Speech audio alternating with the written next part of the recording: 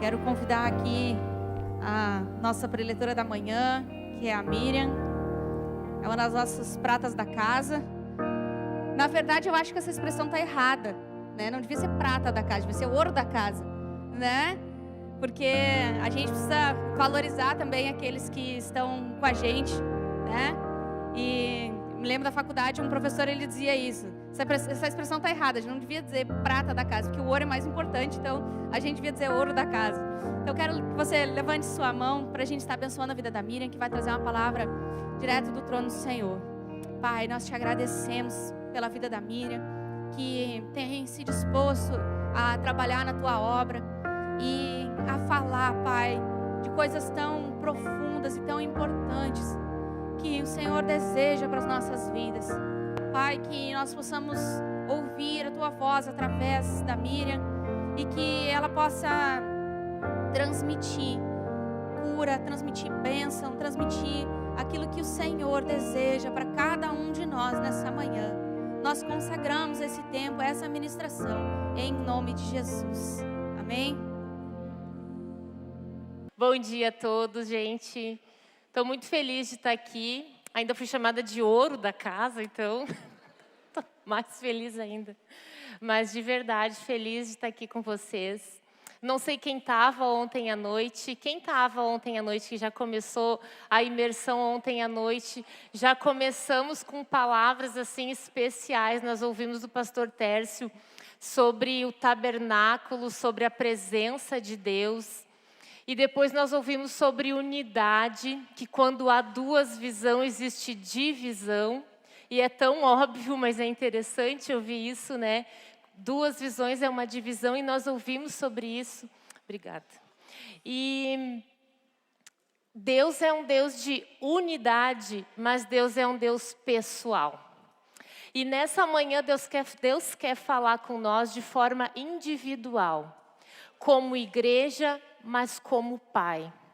Essa vai ser a ministração, vai ser o tempo em que Deus vai dizer assim: vem cá, filho, tu é igreja, mas antes tu é meu filho. E eu quero que nesse momento tu ore pela tua vida e abra o teu coração para que Deus fale, para que Deus cure, para que Deus guarde o teu coração. Amém? Vamos orar então. Paizinho querido, obrigada, Deus. Obrigada por mais esse momento de imersão. Obrigada por esse momento, Deus, em que Tu vai nos pegar no colo e que Tu vai cuidar de nós, Deus. Porque nós não queremos ser filhos mimados, mas nós queremos ser filhos curados. Nós queremos ser filhos amados. Nós queremos ser filhos tratados pelo Pai, pelo médico dos médicos, Deus. Obrigada por essa manhã, obrigada por cada um que está aqui para ouvir a Tua palavra, em nome de Jesus. Amém. Amém, gente. Podem se sentar. Eu vou me apresentar, porque tem várias igrejas aqui. E se vocês são como eu, às vezes a pessoa começa a falar e eu fico pensando assim: será que é casada? Será que tem filho? Será que trabalha onde? E eu fico pensando, eu até me distraio durante a pregação, que eu fico querendo descobrir a vida da pessoa. Mas, se não tem ninguém curioso aqui, vou falar igual. Eu sou a Miriam, congrego aqui na Igreja Seara há bastante tempo já. Sou casada há 16 anos com o Jonas. Ele não está aqui hoje, está num retiro de jovens, ministrando com os jovens de São Leopoldo, na cidade de Ivoti. E aí nós nos dividimos, assim, cada um para um lado. Temos 2 filhos, o Timóteo, de 12 anos, e o Moisés, que vai fazer 7 anos agora, em novembro. E os 2 também não vieram, estão com a minha tia, de 83 anos, que quando eu saio de casa eu fico pensando: Deus, quem cuida de quem aqui? Mas estão todos bem cuidados, eu acho. Sempre que eu chego, está tudo bem. Está tudo bem. Sou professora, trabalho na rede municipal aqui lá de Gravataí, né? E, na verdade, eu estou professora. Não sei por quanto tempo, mas gosto muito dessa profissão, gosto muito de ensinar. Pronto, então, ninguém mais vai ficar curioso pela minha vida, depois a gente conversa mais, agora a gente vai para o que mais interessa, que é a palavra. Eu disse que Deus ia tratar no nosso coração e cuidar da nossa vida, cuidar de nós de forma individual nessa manhã. Porque às vezes a gente se envolve tanto nas coisas da vida, do ministério, do trabalho, que a gente esquece de parar, dar aquela respirada e perguntar a Deus, isso aqui está me incomodando. E nessa manhã a gente vai ter a oportunidade de ouvir de Deus sobre como cuidar do nosso coração. Eu quero te convidar a abrir lá em 2 Timóteo, capítulo 2, do 3 ao 5. Eu acredito que vai ser colocado aqui todos os versículos, todos os textos, mas se não, pode acompanhar na tua Bíblia, no teu celular, e eu vou ler aqui. 2 Timóteo 2, do 3 ao 5. Lá no finzinho da Bíblia diz assim: participe dos meus sofrimentos como bom soldado de Cristo Jesus. Nenhum soldado em serviço se envolve em negócios dessa vida, porque o seu objetivo é agradar aquele que o recrutou. Igualmente, o atleta não é coroado se não competir segundo as regras. Até aqui por enquanto. Olha que interessante. Eu disse que Deus ia cuidar do nosso coração, cuidar da nossa vida, e eu começo lendo um convite tão inusitado de Paulo, que como é bom receber convites, né? Para jantar, para sair, para passear, para o cinema. Mas aqui Paulo diz, participe dos meus sofrimentos. Por que será que Paulo, essa carta de Timóteo é a última carta, o último escrito de Paulo que se tem notícia? E ele chama Timóteo, que é o aprendiz dele, e diz assim, Timóteo, vem que tem sofrimento. Vem que o negócio não é fácil, mas vem. E é tão interessante que às vezes as pessoas chegam na igreja machucadas e quebradas e com tanta coisa para consertar. E aí a gente diz assim muitas vezes, né? Vem que vai dar tudo certo. E não é verdade. Não é que vai dar tudo certo.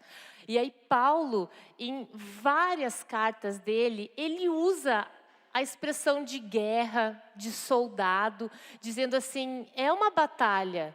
Tanto que ele diz, eu lutei o bom combate, combati o bom combate, guardei a fé. Ele fala da armadura e ele vai em várias oportunidades falar sobre guerra, sobre soldado. Porque na verdade Paulo, mais do que ninguém, sabe que não existe passar por uma vida sem sofrimento, sem dor, sem dificuldade, não existe. A gente não pode evangelizar alguém, chegar para uma pessoa e dizer, vem para Jesus e todos os teus problemas vão acabar. Não existe isso. Então Paulo já começa fazendo esse convite, participe dos meus sofrimentos. Inclusive a Elizabeth Elliot, ela é uma missionária, já faleceu em 2015, e ela diz a seguinte frase, ela diz, não podemos jamais esquecer que se quisermos evitar o sofrimento, devemos ter o cuidado de nunca amar nada nem ninguém.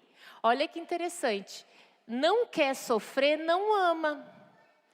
E se parar para pensar, a gente só sofre por aquilo que a gente ama.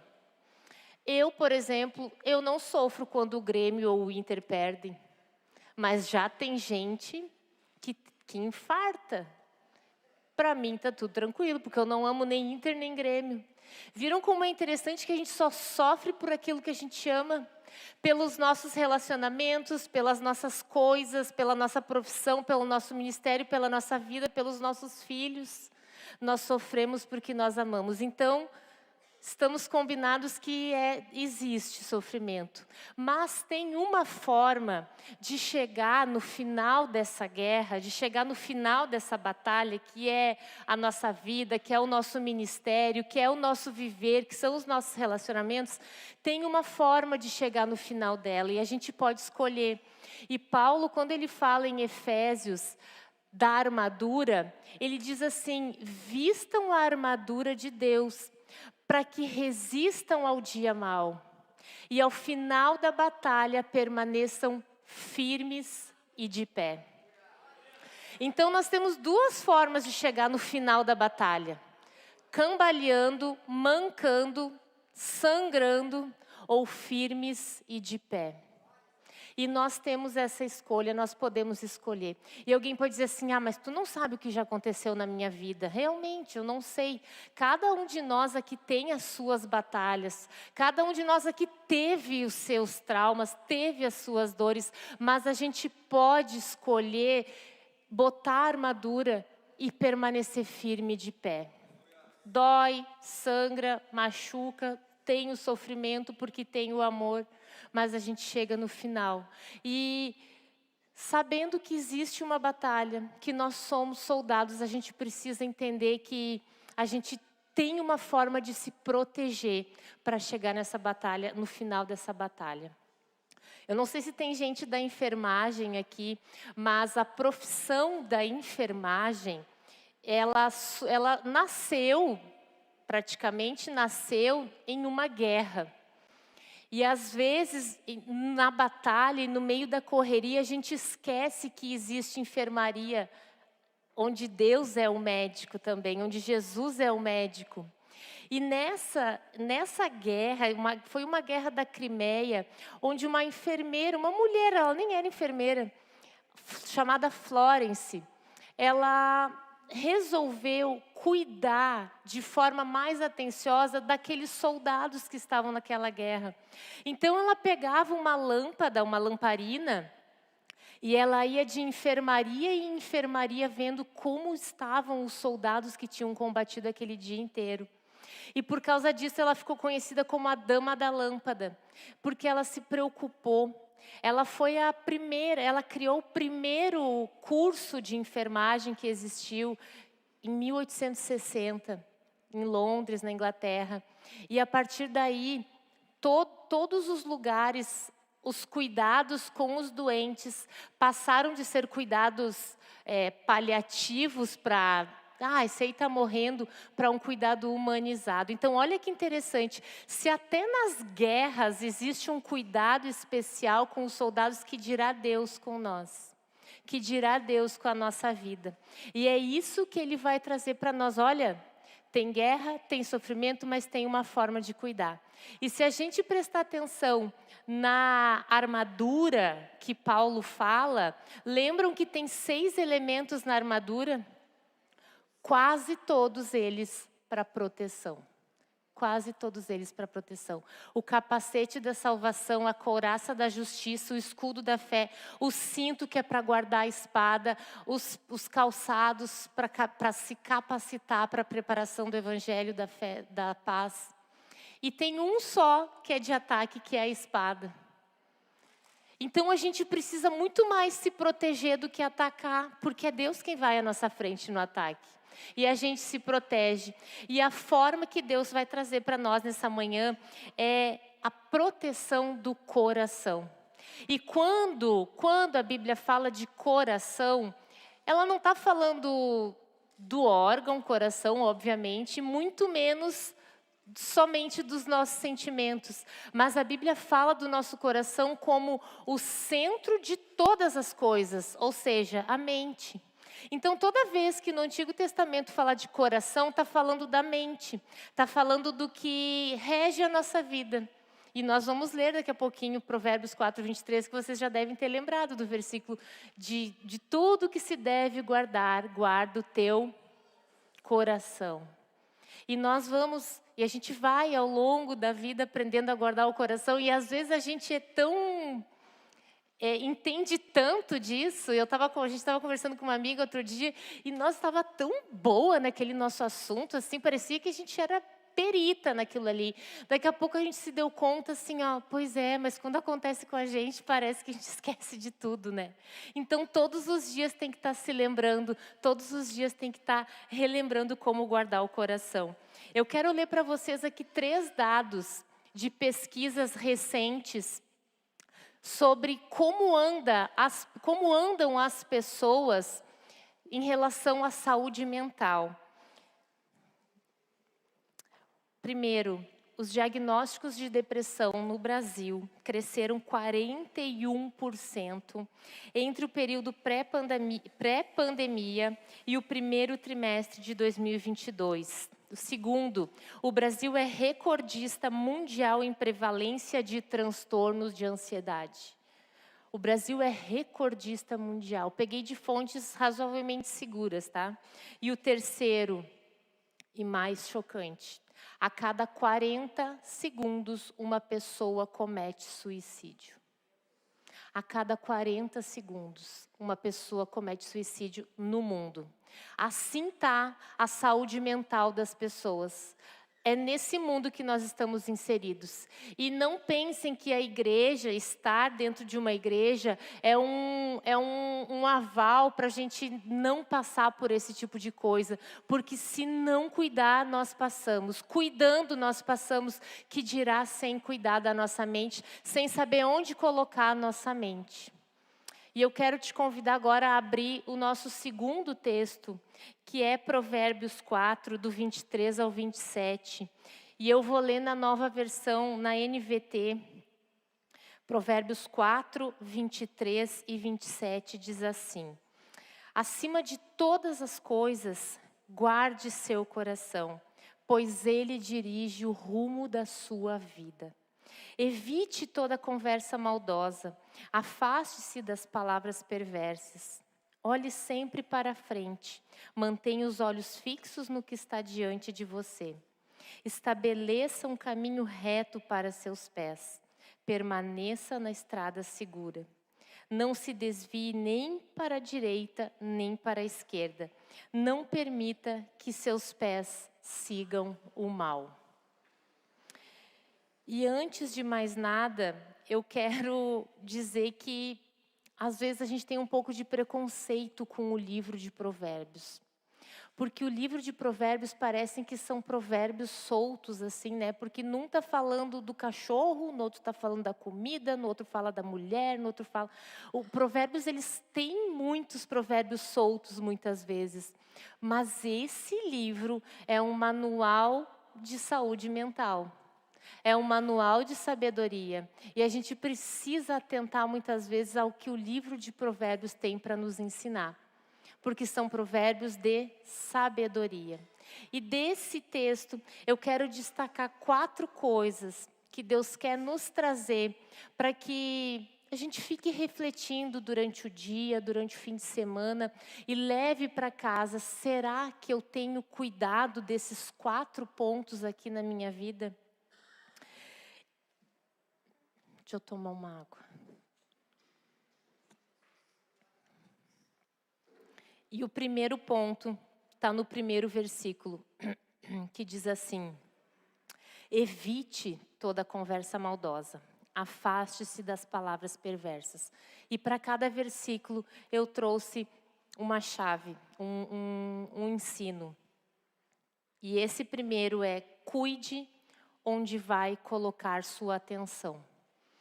Cuide onde vai colocar sua atenção. Evite toda conversa maldosa, afaste-se das palavras perversas. Olha que interessante, que coisa mais simples, mas isso cura tanto a nossa vida quando a gente cuida onde vai colocar a nossa atenção. Eu entrei para uma escola nova esse ano, e quando eu cheguei, a gente não conhece ninguém, a gente fica observando, né? E eu pensei assim, tinha uma colega, e eu olhei para ela e acompanhei ela durante aquele dia, e eu pensei assim, é do lado dela que eu não quero sentar. Porque ela reclamou de tudo, das 8 ao meio-dia, da 1 às 5. Foi uma pessoa assim que estava reclamando, e tudo estava ruim. E eu pensei assim, se eu sentar do lado dela, amanhã estou eu assim.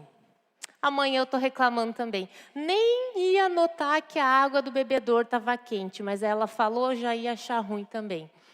Só um detalhe. Sabe aquelas amizades, aqueles lugares onde tu vê que está acontecendo, está se levantando uma coisa de reclamação, de murmuração, de reclamar disso, daquilo, daquele outro. Eu fiquei muito feliz ontem que o pastor Tércio, ele elogiou a nossa igreja. Porque ontem, quando eu cheguei, eu olhei ali embaixo e vi assim tudo organizado. Eu até falei para a Giane, eu vim com a Giane e eu disse, olha, tá cada coisa no seu lugar. E o pastor Tércio falou a mesma coisa. E a gente, às vezes, dentro da nossa igreja, só consegue enxergar o que não está legal. E aí a gente não está achando legal, mas daqui a pouco se junta com uma pessoa que também não está achando. Pá, tu também, né? Pois é, mas eles deveriam fazer tal coisa, né? Pá, ó a Kika, poxa vida, deveria fazer de tal jeito. Ela tinha que atender o telefone daquela forma. E a gente começa a se alimentar daquilo, se alimentar de notícias ruins, se alimentar... Cada um precisa cuidar daquilo que afeta a sua mente. Porque palavras perversas, que é o que fala, o Salmo 1:1, eu não li, Salmo 1, capítulo 1, versículo 1 diz assim, feliz aquele que não segue o conselho dos ímpios, não se detém no caminho dos perversos, nem se assenta na roda dos escarnecedores. Olha atenção nesses 3 pontos, seguir, parar e sentar. A gente não entra numa conversa maldosa assim, ó, me colocaram aqui no meio. Não. A gente começa, estão falando de uma coisa que eu gosto de falar. Aí tu começa a seguir. Daqui a pouco tu para e fica ouvindo. Daqui a pouco tu senta e daí tu já está ali falando bobagem. E é porque não quer, às vezes não quer se sentir separado, às vezes no trabalho nem sabem que eu sou crente, vamos reclamar, E aí a pessoa fica, e gente, a murmuração, ela faz um mal, um dano na nossa mente, que a gente não tem ideia. Eu tenho cuidado para não ser uma mulher rixosa, sabe? Aquela reclamona dentro de casa. Claro que tem os tênis jogados no meio do caminho, claro que tem tanta coisa, mas a gente tem formas e formas de falar. Então a primeira coisa que Deus quer nos trazer aqui é, cuida onde tu vai colocar a tua atenção.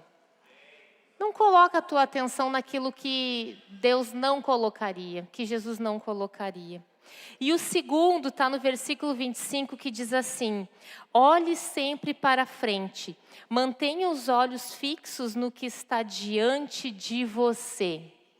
E o ensino que eu coloquei aqui é, siga em frente, não viva do que passou. Como eu falei, cada um de nós tem a sua história, né? Cada um de nós tem... Gente, se vocês parassem para ouvir que cada pessoa que tem uma história... Tem uma irmã aqui na igreja que eu vejo que ela é várias, né? Mas uma que é um presente para nós, que ela já passou por 9 cânceres. E ela foi curada 9 vezes. E a igreja se levantava para orar. E às vezes a gente dizia assim, esse está difícil, agora dificultou a fé. E ela sempre curada, está lá atrás tomando chimarrão. Está lá atrás tomando chimarrão. A gente não sabe o que cada um passou na sua vida. Mas sabe o que a Aline faz? Ela não pega a dor dela, e é o cuidado que a gente tem que fazer, é não viver do que passou, e diz assim, meu problema, e fica com aquele problema, e diz, oi, tudo bem, esse é meu problema. Ou diz assim, gente, eu passei por tanta dificuldade na vida, e não larga, não cura, não larga, não trata. Ou então a pessoa diz assim, eu sou da igreja, então ninguém pode saber. Então ela vai e aí ela coloca num lugar onde ela não enxerga. Eu não estou vendo o meu problema, então é como se ele não existisse. Só que é uma bomba relógio não tratar o que passou. É uma bomba relógio uma mágoa. É uma bomba relógio uma traição não perdoada. É uma bomba relógio uma falta de pedido de perdão.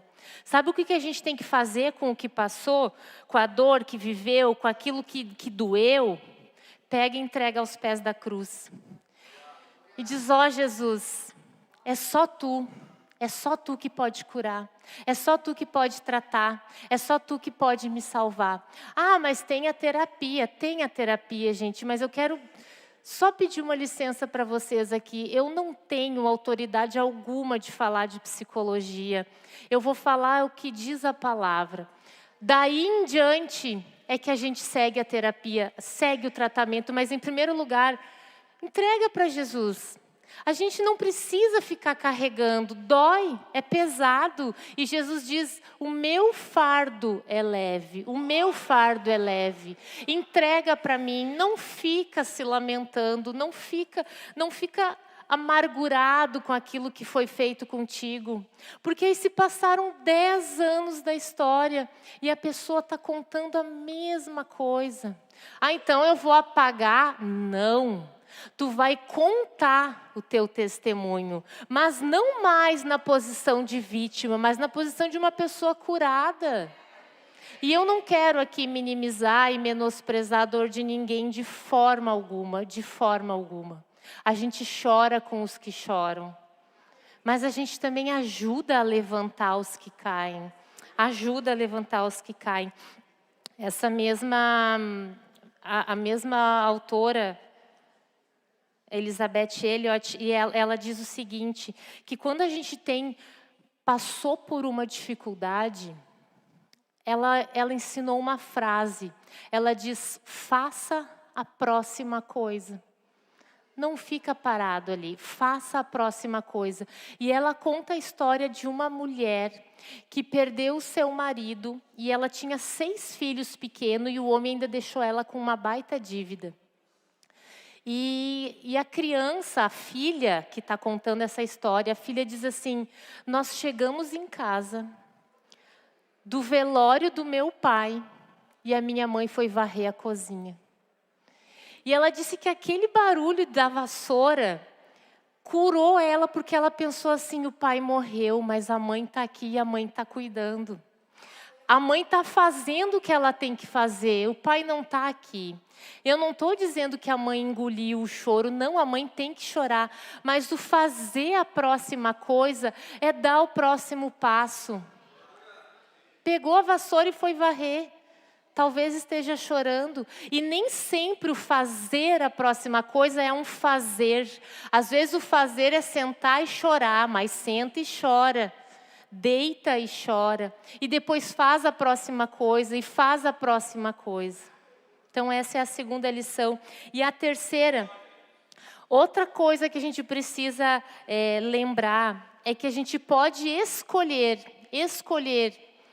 como passar por aquilo que a gente está passando. Eu tive uma colega que os filhos dela estavam voltando do grupo de jovens ali em Porto Alegre e eles foram assaltados e eles levaram um soco com soqueira, que eu nem sei se usa mais, que é com ferro, quebrou toda a arcada dentária de um dos filhos dela. E ela começou a contar aquela história agoniante, ela é esposa de pastor, e aí ela dizia, eu disse assim, como é que tu aguentou tudo isso, dando comidinha de canudo para o filho, porque quando é com filho dói mais, né? E ela disse assim, eu tinha 2 opções, escolher passar por isso no céu ou no inferno. Eu escolhi o céu. Nunca mais me esqueci disso. Escolher passar no céu. No céu. Versículo 26 diz, estabeleça um caminho reto para seus pés. Permaneça na estrada segura. A linguagem de hoje diz, pense bem no que você vai fazer. E a King James diz, reflita sobre tuas escolhas e sobre o caminho por onde andas. Sabe o que está querendo dizer aqui? Busque sabedoria. Busque sabedoria. A gente protege muito mais o coração, a mente, quando a gente age de forma pensada, de forma calculada. Quando a gente espera aqueles 3 segundos para responder, sabe? Não é isso aqui. Eu já falei aqui esses dias de uma situação lá na escola dos meus filhos que eu escrevi uma mensagem para a orientadora da escola sobre uma situação muito ruim que ao meu ver, eu tinha razão nessa minha reclamação. Só que eu escrevi a mensagem para mim, porque eu tenho um grupo, só eu, que eu falo comigo. E eu falei para mim aquela mensagem e eu não enviei para ela a mensagem. Que daí depois eu pensei e disse, deixa. E só orei, só orei. Sabe o buscar sabedoria na hora de dar as respostas? Na hora de mandar as mensagens, na hora de tomar decisões. Porque às vezes a gente pensa que a sabedoria é só assim, é para escolher a profissão, é para ir para uma igreja A, igreja B, né? Para coisas grandes, mas é nas coisas pequenas que nós nos machucamos ou que nós nos curamos. Tiago diz no primeiro capítulo da carta dele, diz assim, se algum de vós necessita de sabedoria, peça a Deus, que a todos dá liberalmente e nada lhes impede, e ser-lhe-á concedido. E aí eu acho interessante que ele diz, se alguém de vocês aí, alguém quer sabedoria? Claro que todos nós queremos sabedoria, claro que todos nós precisamos de sabedoria. E aí Tiago diz, então peça a Deus sabedoria. Pedir a Deus sabedoria para lidar com aquela pessoa que a gente acha difícil. Pedir a Deus sabedoria para dar aquele passo que a gente está achando grande, trocar a direção. Pedir a Deus sabedoria para ir nos lugares certos, para escolher as pessoas certas, para trabalhar com nós. Escolher as pessoas que a gente vai colocar a mão e abençoar para o nosso ministério.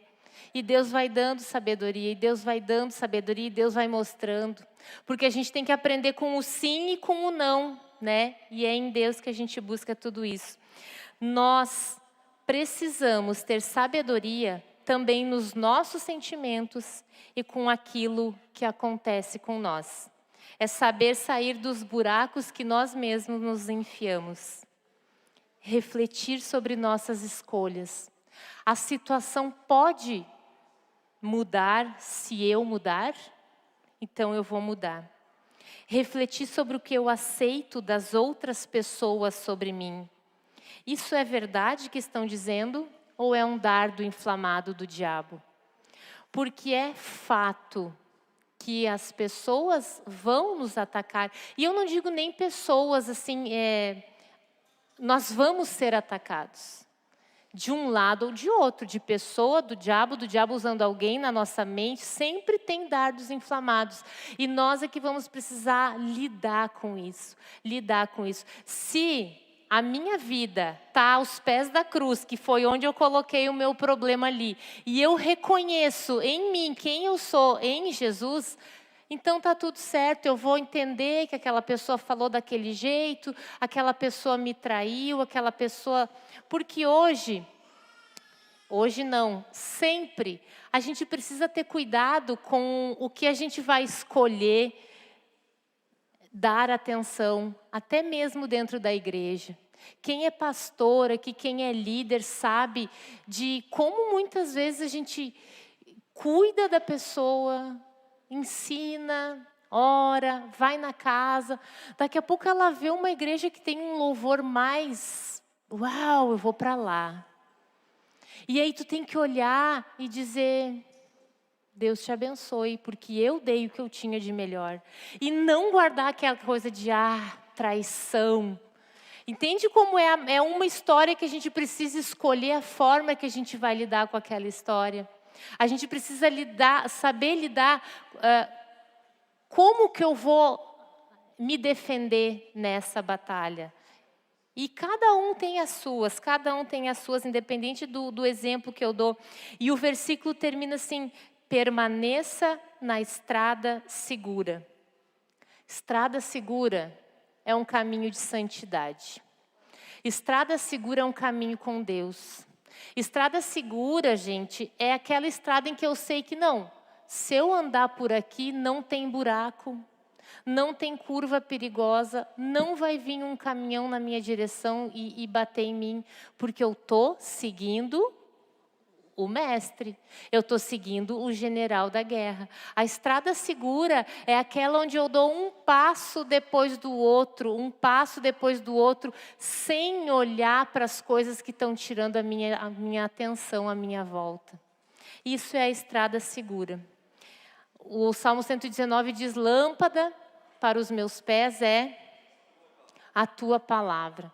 Sabe que às vezes, a gente estava falando ontem com o João e a Giane, eu estava conversando que muitas vezes a gente ouve uma palavra sem a palavra.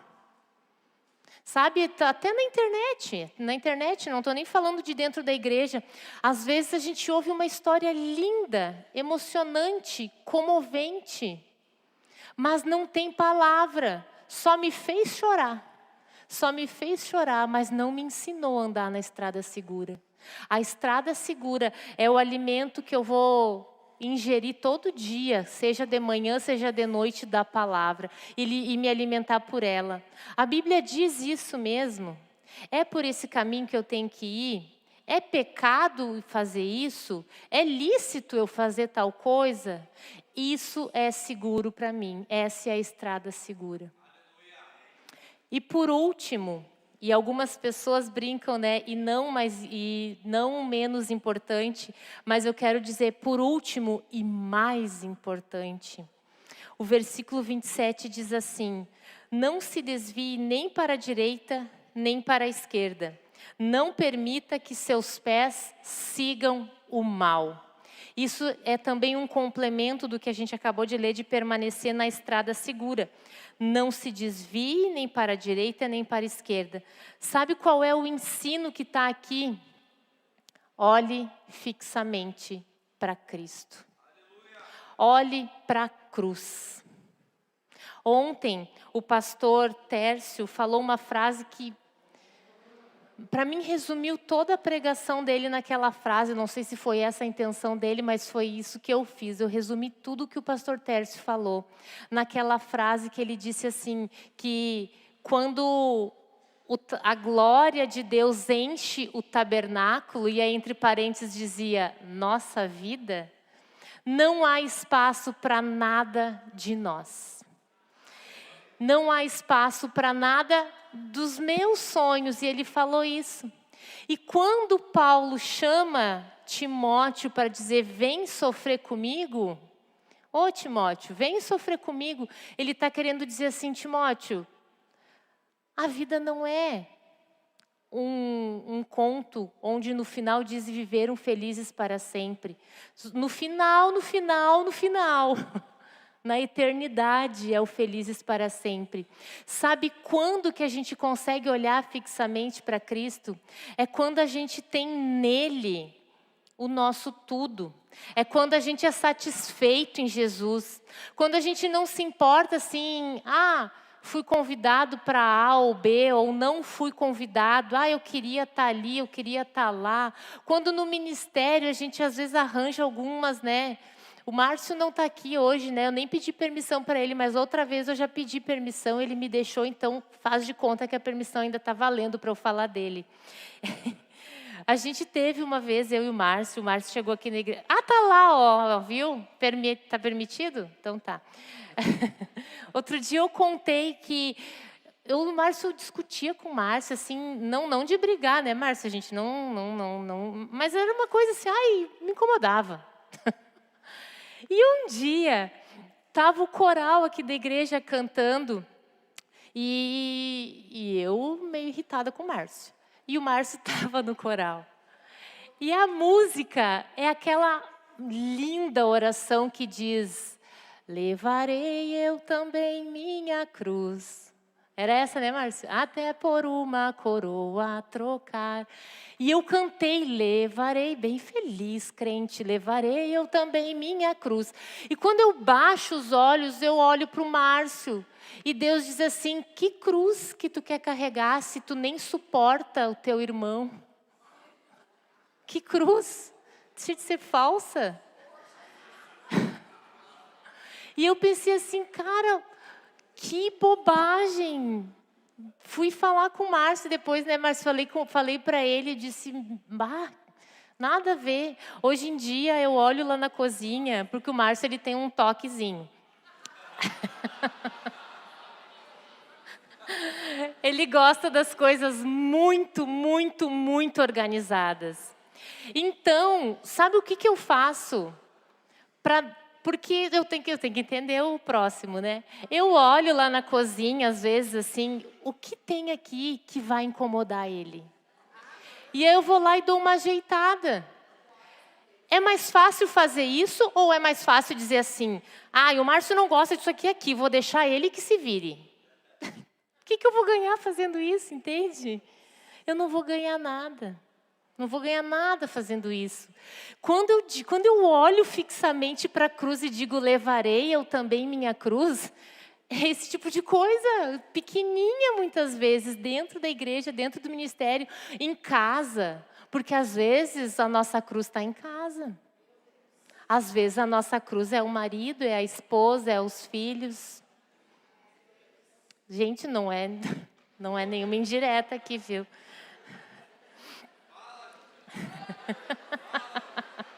Ainda bem que o meu marido não está aqui. Graças a Deus, gente. Eu nem posso dizer que ele é uma cruz na minha vida, porque eu é que sou a cruz na vida dele.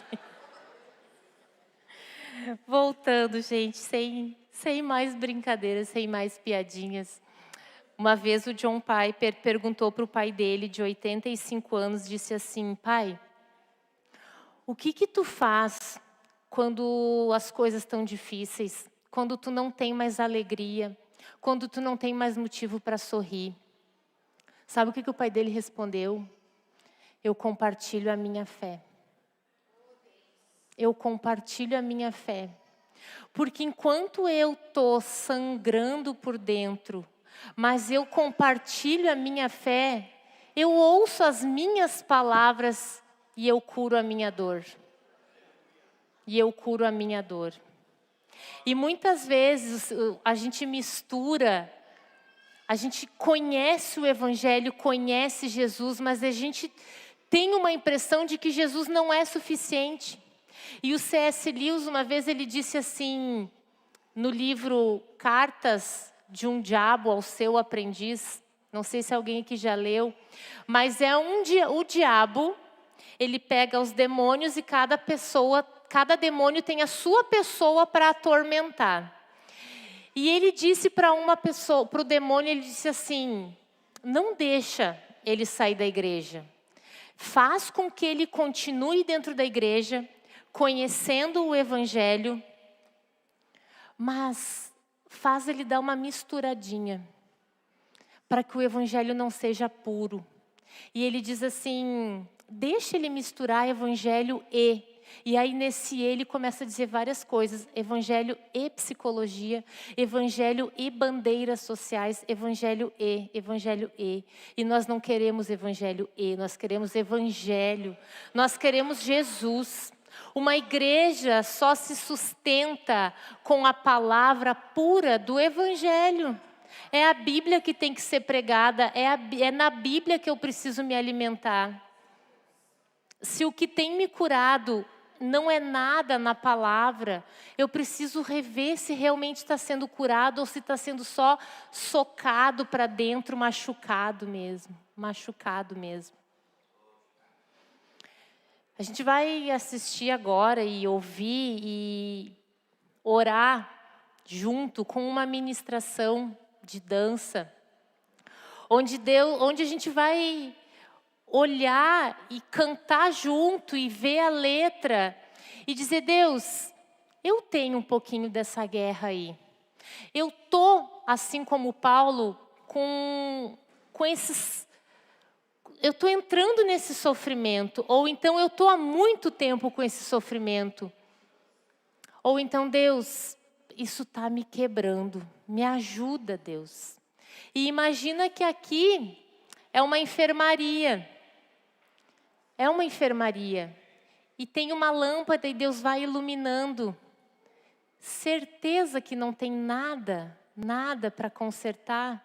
Certeza, meu filho, que não tem nada para me entregar. Certeza que essa dificuldade que tu está tendo não é porque tem alguma coisa doendo aqui.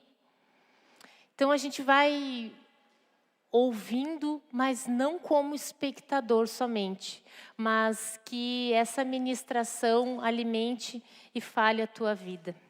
Amém.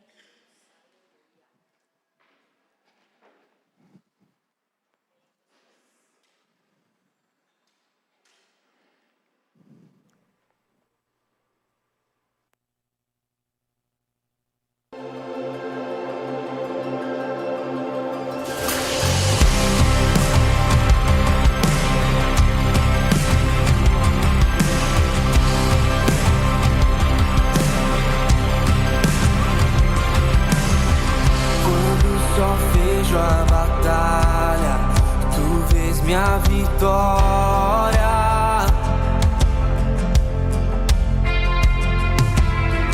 Quando só vejo a montanha, tu vê-la se mover. E ao andar pela sombra, teu amor me envolve.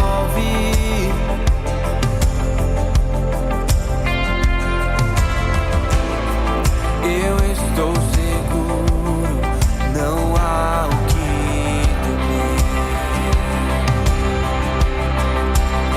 Sim, de joelhos eu vou lutar, com as mãos levantadas. Ó Deus, a guerra pertence a ti, e os meus medos vou te entregar. Sempre cantarei, ó Deus, a guerra pertence a ti.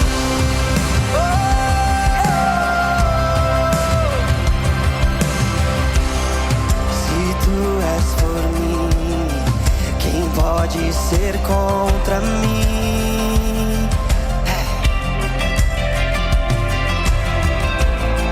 Jesus, não há nada impossível para ti. Quando só vejo as cinzas, tu vês a beleza.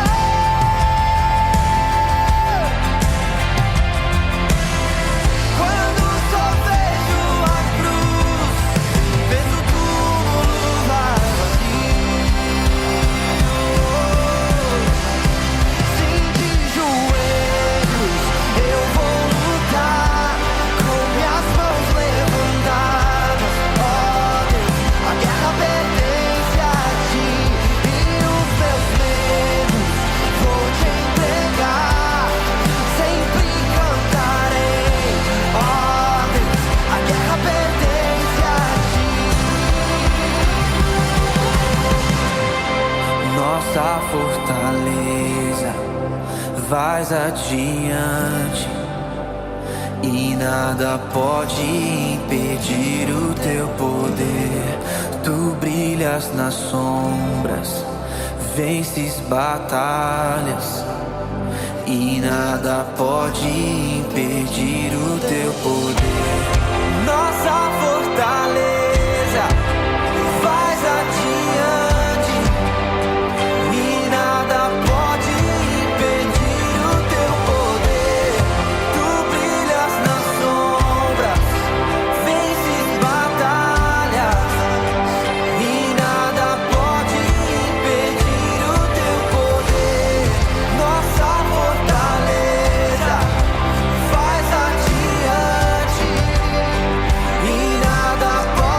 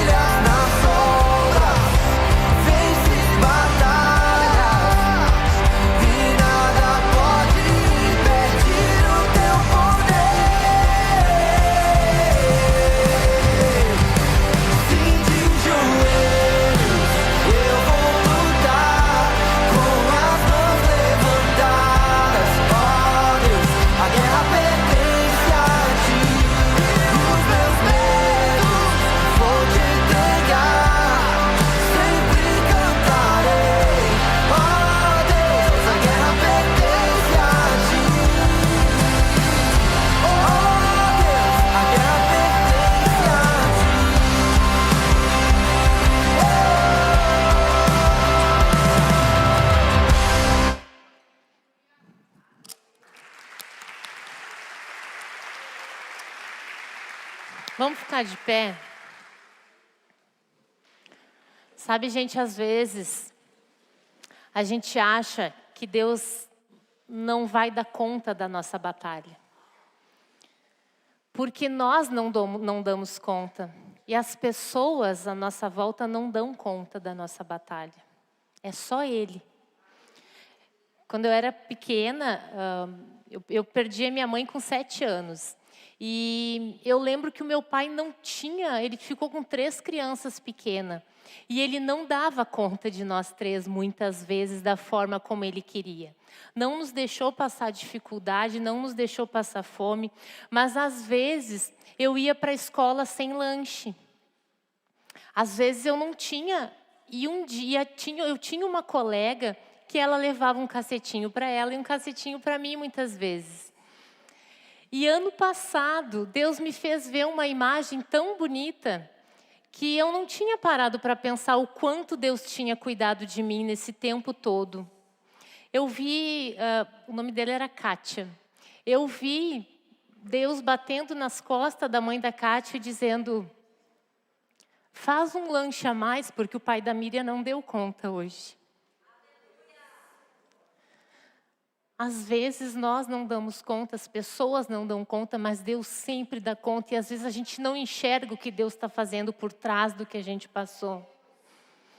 Vocês lembram o que Deus disse para Jó, depois dos 37 capítulos em que Jó contou da sua dor real? Não há como discutir que o que Jó passou foi difícil. Lá no capítulo 38, Deus diz assim para ele: é isso? Deu, Jó? Aí Deus diz assim: onde tu estava quando eu lancei os fundamentos do mundo? Jó, tu sabe como é que funciona o reservatório das neves? Ô Jó, tu sabe como é que eu faço para acabar com a noite e começar um novo dia? Não, nós não sabemos. E aí Deus passa todos os próximos capítulos mostrando quem Ele é. Deus não explicou nada para Jó, Ele só disse quem Ele é. E agora fecha os teus olhos e pede para Deus se mostrar para ti. E te mostrar que Ele esteve contigo em todos os momentos, mesmo nos que tu não enxergou. Naqueles questionamentos que tu tem até vergonha de fazer. E nesse momento é tu e Deus, para que tu coloque o teu coração diante de Deus. Não vou chamar ninguém aqui para frente, nós vamos orar do nosso lugar. Vamos orar e clamar a Deus para que Ele se mostre para nós, para que nós passamos a ouvir mais dEle e menos de nós.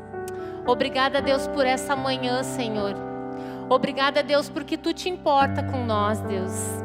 Obrigada porque muitas vezes nós só vemos as coisas que tá doendo, mas nós não sabemos o que está por trás disso tudo, Deus. Eu te peço, Senhor, cura cada irmão e cada irmã minha que estão aqui nessa manhã, Deus. Traz um conforto, traz um colo, Deus, porque Tu quer nos ver curados, Deus. Tu quer nos ver felizes, completos, inteiros e satisfeitos em Ti, Pai. Obrigado porque nós estamos bem pela Tua misericórdia, Deus. Obrigada, Deus, porque mesmo naqueles dias em que nós tínhamos um sorriso no rosto e um choro no coração, Tu nos sustentou, Deus. Obrigada por cada um que está aqui. Vai orando, coloca para Deus as tuas necessidades. Coloca para Deus os teus questionamentos. Coloca para Deus aquilo que tu quer falar para Ele nesse momento. Faz as perguntas que tu nunca fez. Entrega para Ele o teu coração. Pede para Ele limpar. Pede para Ele te lembrar das coisas que... isso aqui eu devia ter já jogado fora, mas eu não joguei.